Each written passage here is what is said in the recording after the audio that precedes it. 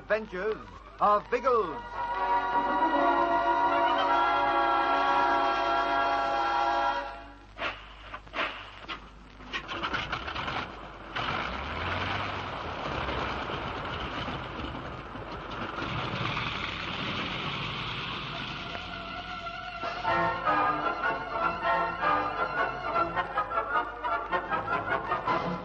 After their second frightening night on the mountainside, Pat and Algy are eager to rejoin their friends.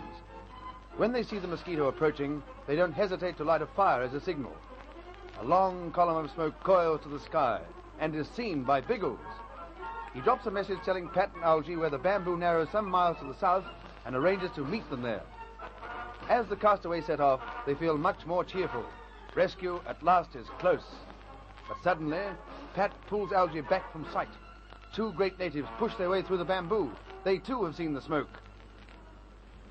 Set of Zulu's men. They're making for the fire. They're looking for us. We shouldn't have lit the fire. Oh, don't worry about it now.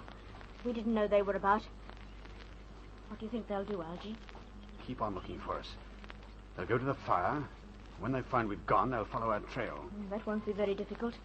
We push straight through the bushes. Yes, I know.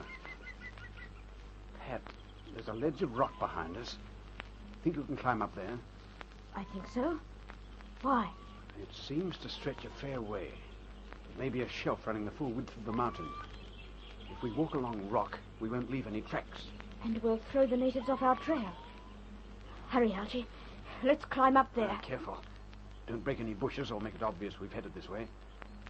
We'll let them follow the trail to here, then wonder where the dickens we've gone. The ground's quite hard, but there are some dead leaves lying about. Watch those. And don't dislodge any stones. They'll look for that. We can climb up from here, Algy. I'll go first and give you a hand. Yeah. Righto. Take my hand, but try not to scrape your shoes against the rock. It may leave a mark. I'll watch it. Well, up you come. You right now? Oh, yes.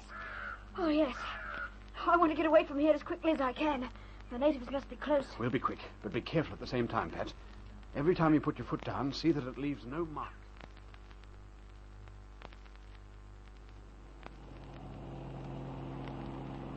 That's the spot down there, isn't it, old Trout? Yes, but we shan't put down yet. Why not? No need to waffle about in the jolly old ozone now that we've found the sausages, is there? I want to see they don't come to any harm.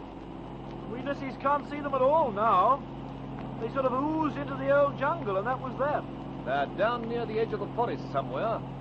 But as we swung away from them, I thought I saw some movement near the bamboo. I didn't see anything. Haven't seen a living bally sausage apart from Pat and Algy all morning. And apart from old Ginge burbling up to La Tonga, of course. When I looked back, I couldn't see anything myself. But I don't like the idea of anyone else being down there. Well, we Lissies shouldn't worry about it, will we, you old bean? I mean to say the jolly old forest is positively teeming with wildlife and all that sort of nonsense. What you saw was probably a giggling gazelle gurgling through the grass. It could have been an animal of some sort, but we'll scout around for an hour or so just the same. It'll take them well over an hour to reach the rendezvous. Yes, by Jove, it will. You know, old Ginge might burble along before the old trouts turn up after all. Yes, he might. Depends what happens at La Tonga. It's our job to pull Pat and Algy out of their strife. La Tonga's Ginger's main concern.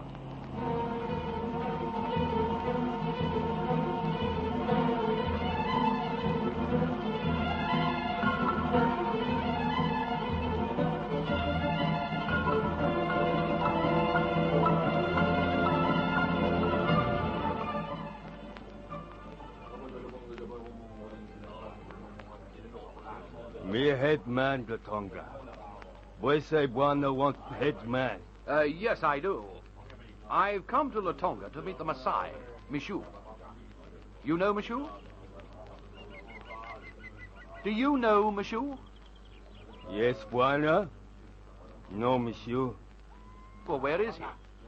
Not no. But you knew he was in the district, didn't you? Come on, answer me. Yes, Buana. Well, where is he now? If you knew he'd arrived here a couple of days ago, you must know what happened to him. No, not no. And now, don't be ridiculous. It isn't every day of the week a Maasai warrior lands here in a plane. I'll bet every native of your village was out to sea. We see Monsieur come. Well, then what did he do after that? He isn't the type to disappear. He stay one night, then go. Go? Where? Not no. Ah, don't start that business again. You fellows know everything that's going on for hundreds of miles around your kraals. Didn't he say where he was going? No, Buana. Did any of your men follow him? No, not follow. All right, then. You'll at least be able to guess what he was up to. Where do you think he went? Maybe hunt animal. Maybe go back to own car. Me not know. Oh, well, if that's all you'll say, I suppose I'll have to accept it. Wanna go now? Fly away like he come. Huh? You seem very keen for me to go. Wanna go? Wanna stay? Me happy. I think Buana will stay for a while. And I want you to do something for me. Yes, Buana. Ask your villagers if they have any idea where Mishu went. If anyone knows anything, send him over to me. I'll be in the white man's rest hut by the airstrip. Yes, Buana. And don't try any funny business. Mishu's a friend of mine. I won't be pleased if anything's happened to him.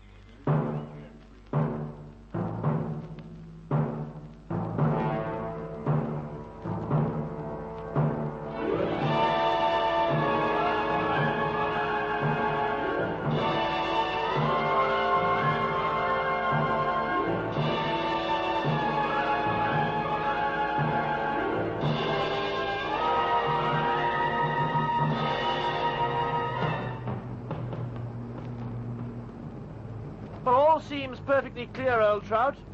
No stones or gullies or anything like that. But, when you put down, you'll be most awfully careful to dodge that hill in front, won't you? I'll try, Bertie. I mean to say, we Lissies have a profound belly dislike for scabbing our noses on hills when we put down in kites. We Bigglesworths shall do our best to cause you no discomfort. I shouldn't worry. Plenty of flat ground. We'll stop before we reach the hill. Now hold on to your teeth.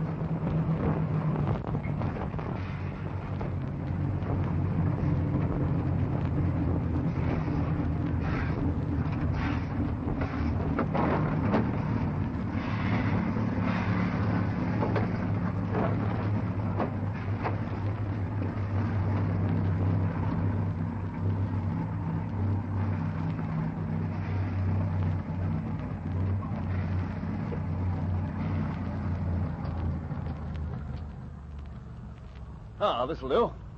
Hop out and we'll survey the ground. Why, I say, aren't you going to turn around? You won't take off up the side of that valley hill, you know. Oh, forget about the darned hill. I'll turn the kite when Pet and Algy are safely aboard and we're ready to go. Open the hatch. Oh, no need to be terse, old bean. I always think you're worse when you're terse. We'll climb the hill, Bertie. From the top of it, we'll have a good view across the bamboo. We'll be able to see when Pet and Algy are coming.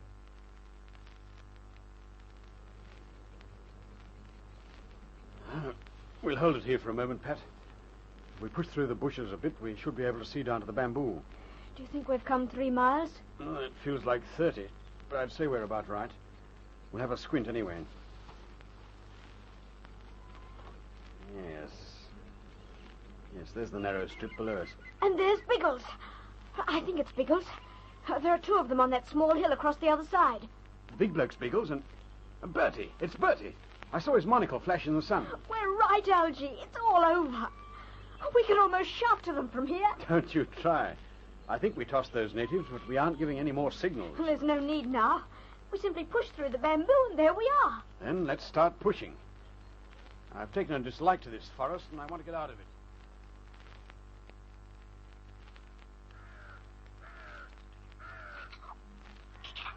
Wait, Algy. I'm more tired than I thought. I'll have to rest. Yes, I need to rest myself. This confounded swamp's heavy going. It's much worse than higher up. I feel as if I'll sink to my knees at any moment. Don't do that. We don't want to be bogged down at this stage. Strange that we haven't come across the tunnel yet. We must be close to it. And surely the ground will be firmer there. With all the cattle around. Algie, Quiet, Pet. we are close to the tunnel. Yes. That sounded like someone calling quietly. Do you think they've seen us? I don't know. But I'm going to find out. Be careful, Algie. Don't let them hear you. I won't make much noise.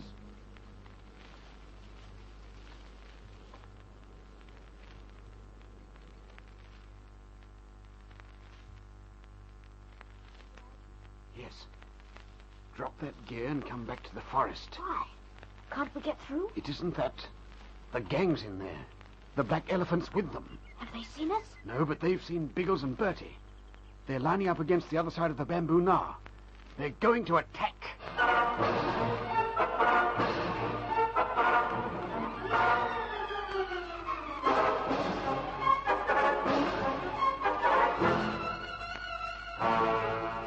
Biggles and Bertie have no suspicion that the black elephant is near. Will they be overpowered? How can their friends help them? Don't miss the thrills in the next stirring chapter of The Air Adventures of Biggles.